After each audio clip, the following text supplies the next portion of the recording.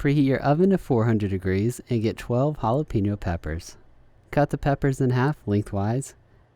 I'd recommend wearing gloves.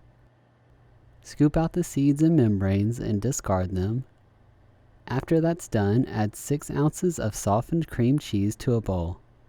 Then 4 ounces of shredded sharp cheddar cheese, 1 teaspoon of garlic powder, and 2 tablespoons of finely chopped chives. Then mix it all together. Add the mixture to the peppers, but don't overfill them, and place them on a baking sheet lined with parchment paper. Once they're all filled, get another bowl with 1 tablespoon of melted butter. Add 1/4 a cup of Panko breadcrumbs and stir it together. Then top the peppers with the breadcrumb mixture. I prefer to lightly dip them in the breadcrumbs, but you can also use a spoon to spread them on top. Then bake them at 400 degrees for 18 to 22 minutes or until golden. Once they're done, let them cool. I also lightly garnished mine with more chopped chives. Please consider giving the video a like, and thanks for watching.